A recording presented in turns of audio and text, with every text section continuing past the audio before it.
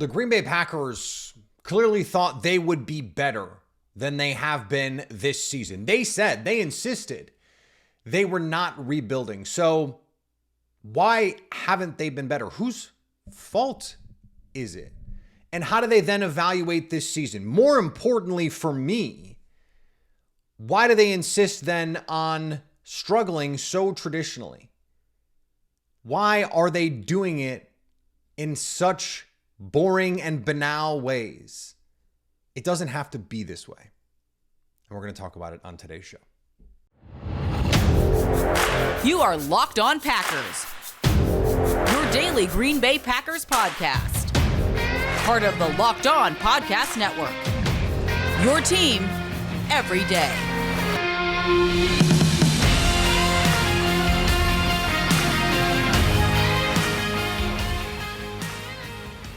You were Locked On Packers, part of the Locked On Podcast Network, your team every day. I'm Peter Bukowski, and I cover the Packers for The Leap, a newsletter I would love for you to subscribe to. Follow me on Twitter, Peter_Bukowski. Follow the podcast on Twitter, Locked On Packers. Like us on Facebook.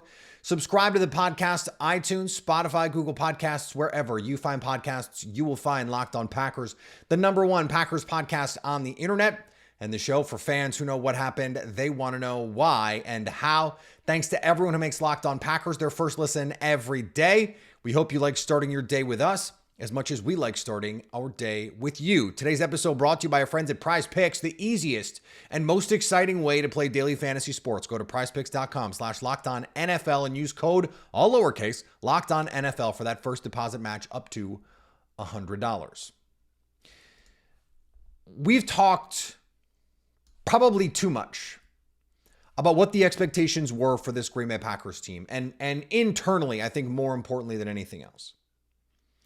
And so if they are, as we suspect, not playing the way that they thought, how are they evaluating this team? And where did they get it wrong? That's what is essential here. Where did they get it wrong? Where did they miscalculate? And the reason that's so important is not just so they can fix it. It's so that they can, #1, do a better job evaluating next time. But #2, part of the evaluation of everything that is happening this season, because trying to evaluate any one piece of this offense in particular is so difficult because every other piece is also having problems. So what is happening that the Packers didn't anticipate happening? And then again, more importantly, why? So I can think of a couple things. At the top of the list for me is offensive line. And the reason is when we saw the first 3 weeks of the season, the Packers play not their most consistently, but certainly their best offensively so far this season. Game 1 with David Bakhtiari. And then you had games 2 and 3 when you had an offensive line that played well. Now in the aggregate, the pass blocking numbers for the Packers still look pretty good, but over the last few weeks, they have allowed more and more pressure. The pass blocking has just not been good enough. The execution across the board has just not been good enough. If they expected David Bakhtiari to be a stabilizing force in this offense, that was bad. You had to know that was going to be problematic. If you want to evaluate Rasheed Walker, that's okay. But if he's struggling, you have another player who you know can play at a higher level. Why is that not part of the emergency plan if you're not getting the play from Walker that you need? So that is an important piece of this. The injuries to really their 3 most important and best players, David Bakhtiari, Aaron Jones, and Christian Watson. That has to be a big part of the story here. And you can point around the league and say, okay, well, the Vikings, they don't have Justin Jefferson. They just beat the 49ers. Okay, well, Christian Darrisaw, Brian O'Neill, their bookend tackles, they're playing and they're playing really well. They have Kirk Cousins. They have TJ Hawkinson. veteran player. They have KJ Osborne, is a totally fine role player, a veteran, and then you throw in the first round pick. It's a different set of circumstances. So part of this is just beyond their control. And I think we should acknowledge that. I assume the Packers are acknowledging that. Not having Aaron Jones, not having Christian Watson. And really, this was the first game. This Broncos game was the first game Christian Watson was there and healthy. I still did not think he played particularly well. There were issues. I am holding my judgment until I see a more extended sample of him healthy on this team.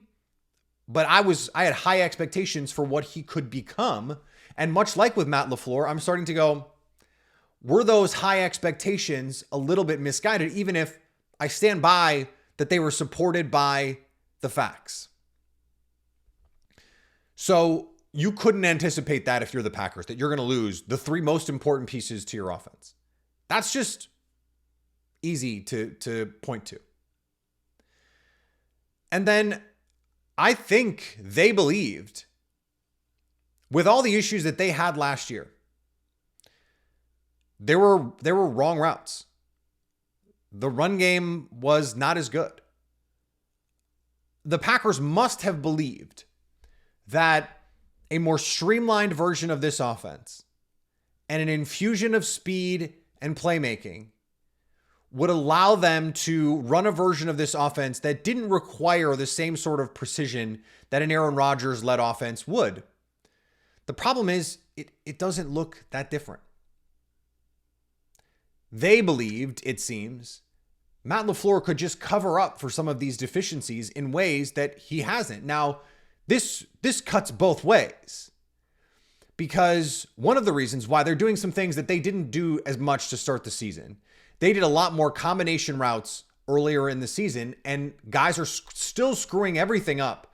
And so I think they're going to more mirrored concepts, which I hate, because they don't trust the guys to know what to do. So then it's like, okay, if it's a 2x2 and you're both running, a combination route, if you've got that stick out combination, then in the slot you have the stick, on the outside you have the out, or whatever it is.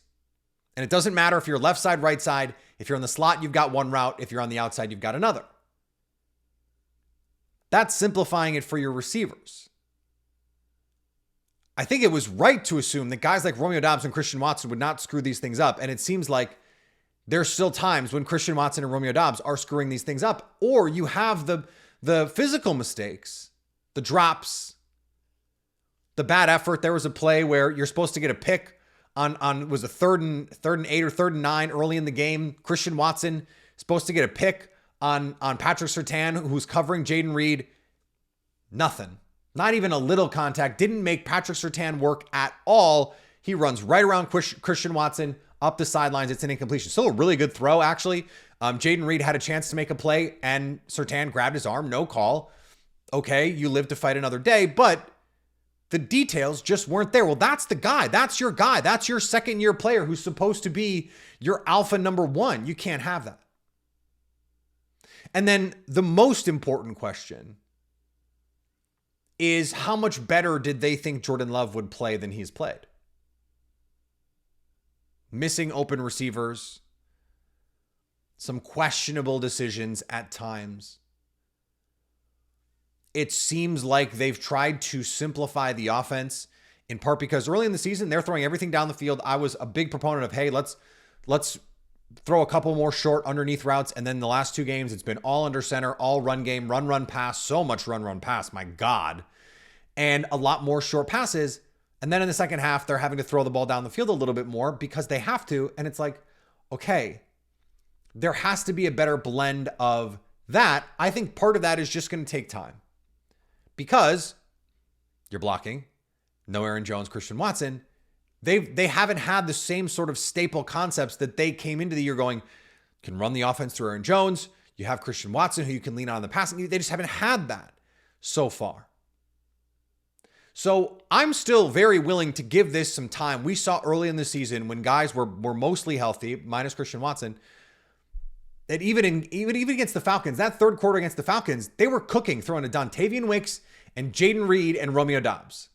That was enough. And Rasheed Walker was playing left tackle. It was this same off. I think Royce Newman played, or no, Allen Jenkins got hurt in that game.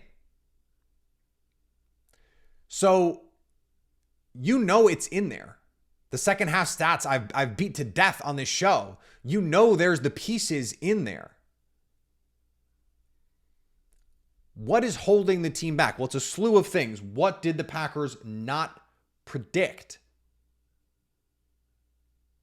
Or maybe they predicted all of this and they just thought they could hang on and win some of these games when they've got the ball late in a possession, that they can go win some of these 50-50 games, that their luck would be a little bit better. If just one of them turns, I think 3-3 feels a hell of a lot better than 2-4. 3-3 would be better than, last year they were 3-3 at a similar time. My problem right now is that they insist on this, the simplifying is also means a total lack of creativity. And that is the part of this that really bothers me. If you're going to lose, if you're going to struggle, do it because you're willing to try some things. And if you watch the Minnesota Vikings, they are willing to try things. We're going to talk about that coming up in just a second here on Locked On Packers. There's a lot of uncertainty in the world, and it's important to be prepared. The Jace case is a personalized emergency medication kit that contains 5 essential antibiotics that treat the most common and deadly bacterial infections. You can also customize your Jace case and add additional life-saving medications based on your unique needs. Jace is continually working to expand their medication offerings, and they've added a number of new medications that you can put into your Jace case. You should be empowered to care for yourself and your loved ones. Jace handles everything from online evaluations to licensed pharmacies to medication delivery and ongoing consultations and care. Go to Jace Medical and enter code LOCKEDON at checkout for a $20 discount on your order. That's promo code LOCKEDON at Jace medical.com.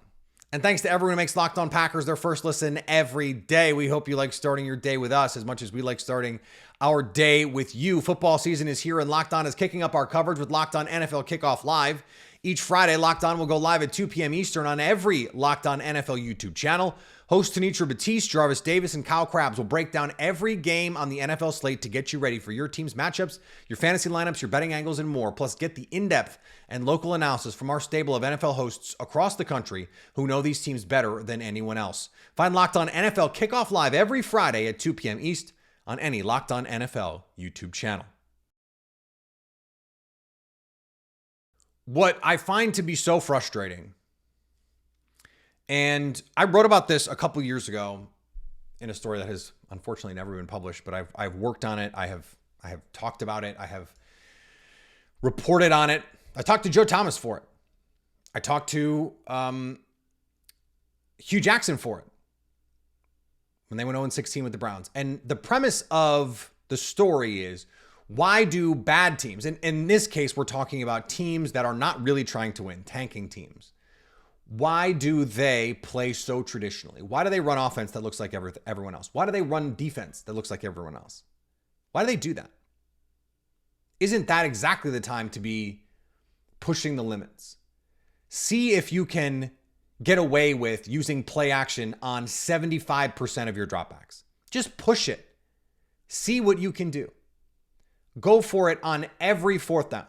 Not literally every one, but go way beyond league averages. Try to go for more 2-point conversions.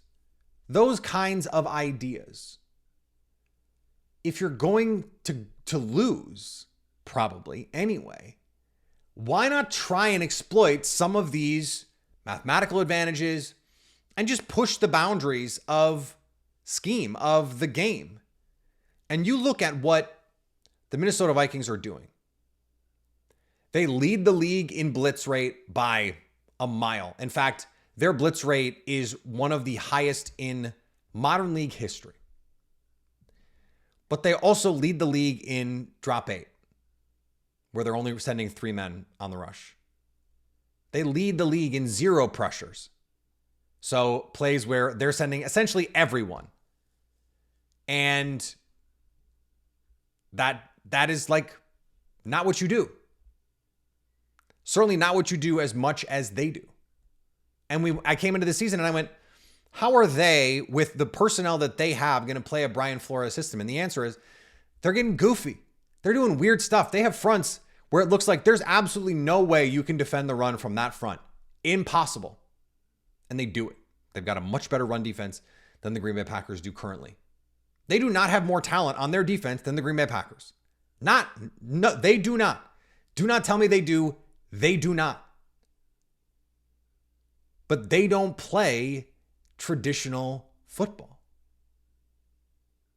And when I look at this defense, certainly, come on, about as traditional as it gets. Offensively, though, it's the same kind of thing. Why is there not more play action, especially on early downs? The idea that you could watch the tape of this team every week and think that the smart thing to do is to come out and just run the ball more early in the game is incomprehensible to me.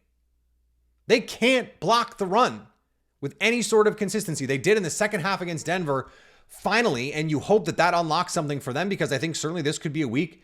The Vikings love to play small in terms of their personnel. This could be the week where the best way to get them out of those blitz looks is to run the ball. And, you know, you got to guess right some of those times, because if you're going to blitz, sometimes a called pass blitz turns into a run blitz. But you can also gash a blitz if you block it up. This Packers team offensively plays so stale. We don't see the move the launch point stuff that we thought. In the second half, they finally went to, a couple Jordan Love draw plays. Play action crosser. Play action big post. Play action special. Jordan Love was 9 for 9 for 90 yards, and both his touchdowns came off play action. Make it a bigger part of the game. The thesis of the piece that I wrote was build the whole plane out of the trick play that Miami ran to win that game against the Patriots, whatever it was. This was like 5 years ago now. There's more of that. Look at what Miami is doing. John Runyon Jr. said incredulously that they're going to play more like the Miami Dolphins. Did he mean the 1976 Miami Dolphins?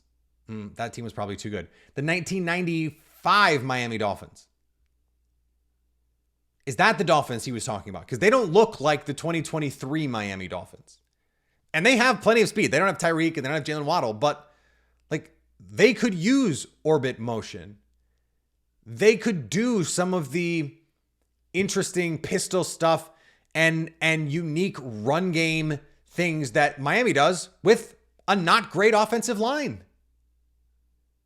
Now, A.J. Dillon is a very specific kind of runner, and so he needs very specific kinds of run plays. And so maybe if Aaron Jones were out there, they got Emmanuel Wilson more involved. I thought that was cool. They even created a couple things for him, a little swing screen to him that I thought was a nice play.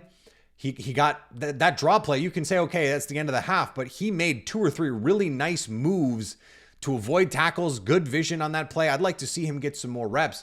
He's got some juice.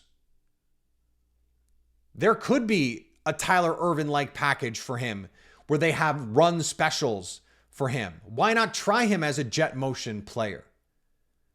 Like the Dontavian Wicks end around pass, that was great. I could have used 3 more of those. Not the exact same play, but like the Lions a couple years ago against the Packers in a game that meant nothing. The final week of the season, the Packers are playing their backups. They come out and they run 2 trick plays in 2 drives, and they both work. And it's just like, I know you don't want to empty the whole chamber in a situation like this, but have some faith in your own ability to create some things. But the Packers are among league leaders throwing into contested windows. Part of that is Jordan Love is not afraid to throw into traffic, to throw into coverage. He's not afraid of a contested catch situation, though the Packers receivers seem to be. I believe the number is 2 of 12 in contested catch situations. It might be 2 of 20.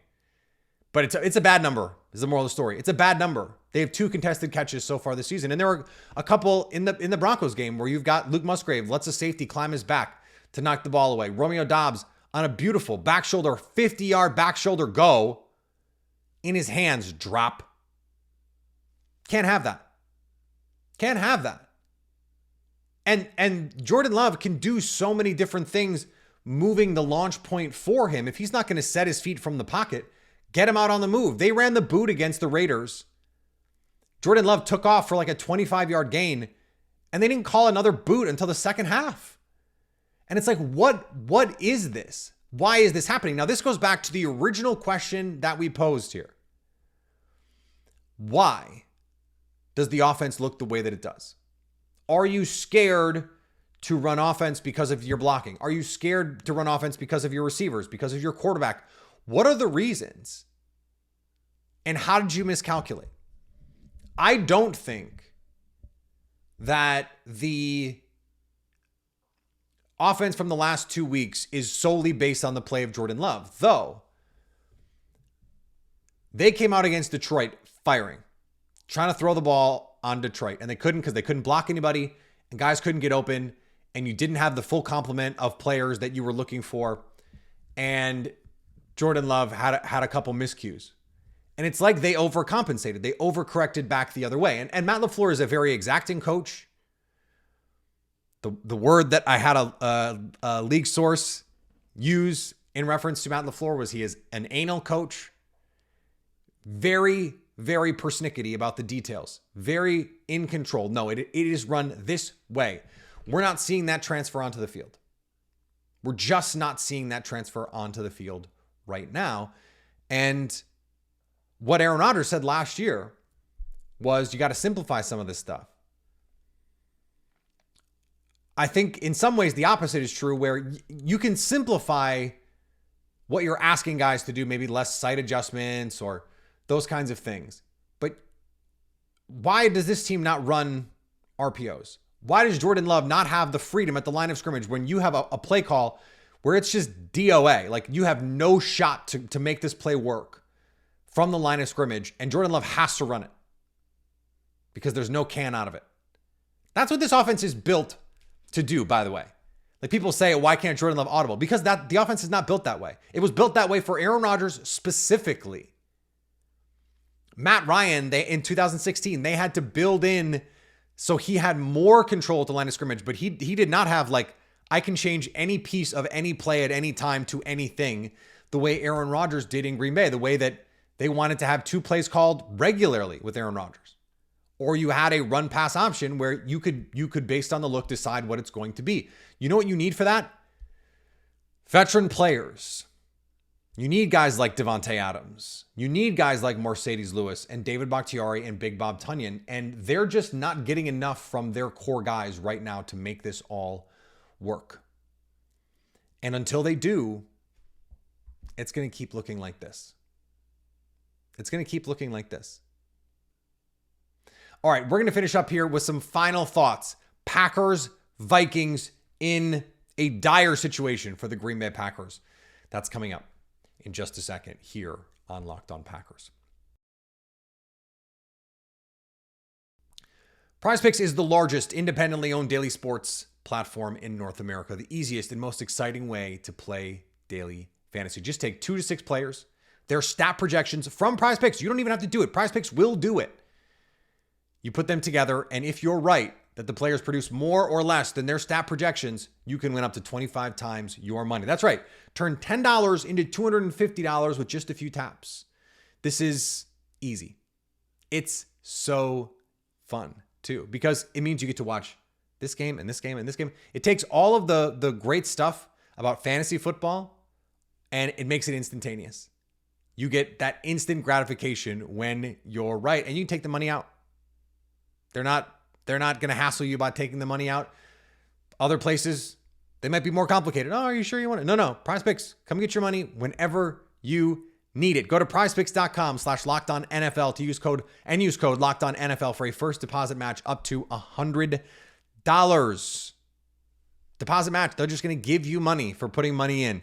PrizePicks.com/LockedOnNFL with the code LockedOnNFL. PrizePicks, daily fantasy sports made easy. Today's episode also brought to you by our friends at DoorDash, one of my favorites. I use DoorDash regularly. I love to cook.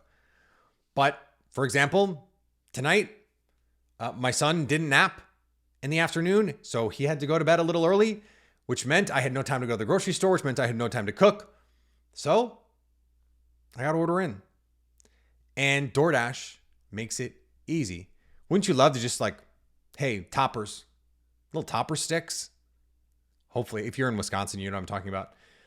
Topper sticks, man. I always just want to dial up some DoorDash to grab some topper sticks.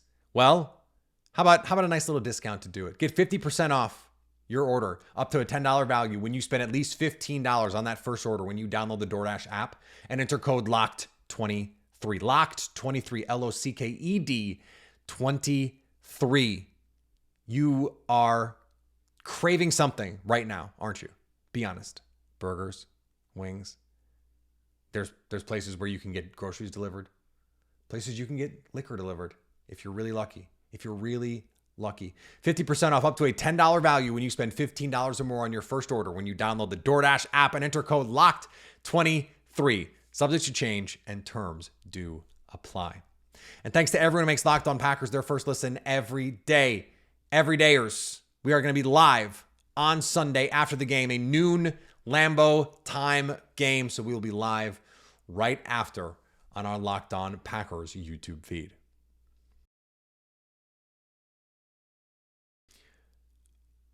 I want to see the urgency. From the first drive. They came out and Kurt Benkert did not agree with everything he said over the course of the last year. But I thought he was so right when he said the Packers could be really good if they would stop being afraid of their own shadow. They came out, they wanted to run the ball. They were wrong about the front that they were going to get. We've talked about this 15 times. They wanted to go to some no huddle. And the plays didn't quite work the way that they thought. They didn't quite get the looks that they thought they were going to get. And so they just scuttled it. In the second half, they did it they ran like a sugar huddle drive, but for 3 plays. This is the perfect week. Come out empty. First possession. I don't care what the personnel grouping is. Doesn't look like Luke Musgrave is going to play. So I would say 11. If Christian Watson's going to play, he was a full participant in practice on Thursday. That's really good news. Aaron Jones, he was sore after the game, but it looks like he's trending toward playing. Come out in that 11 personnel grouping with Aaron Jones, Christian Watson, Romeo Doubs, Jaden Reed, and Tucker Kraft or Ben Sims, whoever's going to start. And when you go to empty, the thing about empty against a team that likes to blitz is it's much harder to disguise those blitz looks because your guys have to come from further. You come in with a condensed formation or traditional, come in 12 personnel and tight end on the line of scrimmage, and it's just easier. Oh, you don't know where that linebacker is supposed to be because that linebacker is just sort of in the general area where he could otherwise be. And if he's bluffing and he needs to recover to a spot or he needs to recover to a man, he doesn't have that far to go. But now you split that tight end out. You split that running back out. Now those responsibilities change and you have to show your hand a little bit more. This is something that they use in college all the time against these aggressive defenses. It's something that the Bengals did very effectively with Joe Burrow. And it is something that I wish teams would go to more. The Packers had a lot of efficiency and production against the Eagles, for example. Just saying it's gun, it's 11, it's spread, it's empty. Jordan Love, you've got this concept over here, pick a side. It's 3x2. You pick a side. Do you like the 3-man concept side or the 2-man concept side? How are they playing it? How are they shading it? Where are the safeties? And it's just a little bit cleaner. And then it's also easier. You have more space if they are going to bring pressure, because a lot of teams, when you go to empty, they're going to bring a blitz. The Vikings, they're going to bring the blitz anyway. So at least now they have to tip their hand a little bit. Jordan Love has been good with the cadence so far this season, gotten a couple offside penalties, a couple free plays, and a couple free plays that they should have had that they didn't get, that I'm 100% sure they would have gotten if Aaron Rodgers had been the quarterback, and the refs don't want to get yelled at by Aaron Rodgers. This is the way. Not to get too Mandalorian, but this is the way to attack this team early, and maybe for the whole game. You don't have to go no huddle the whole game. But this was what they did when Josh Nijman a couple years ago, 2021, when they weren't sure what their offensive line was going to give them, they went empty. And they said, okay, here's chip release all day and quick throws, receiver screens, slants, quick outs, just try and get a completion and go. And if teams are going to bring pressure, you have to know where your answers are. Presumably they spent the whole week working on that. They did not have a good plan for it against Kansas City, mostly because I don't think they originally put the game plan together for Jordan Love. They put it together for Aaron Rodgers. They did not adjust on the fly. And guess what? They started off slow in that game and looked much better in the second half. Does that sound familiar to anyone? You have to come out with that sense of urgency, and this is the way to do it. Jumpstart this offense, and if they're going to make mistakes, they're going to make mistakes, but you have to let Jordan Love cook. You got to let these receivers cook, and you got to just trust this offensive line and just say, okay, the conservative stuff, it's not working. The run game is not working. It's let it fly time. It's let it fly time. All right, back on Sunday after the game in your Monday podcast feed. If you want to wait for it, it comes into your feed late Sunday night. Follow me on Twitter, Peter_Bukowski. Follow the podcast on Twitter, Locked On Packers. Like us on Facebook. Subscribe to the podcast, iTunes, Spotify, Google Podcasts. However you find podcasts, you will find Locked On Packers. And anytime you want to come hang out with us live, like we will be on Sunday after the game, you can come hang out with us on our Locked On Packers YouTube page, so you can stay Locked On Packers.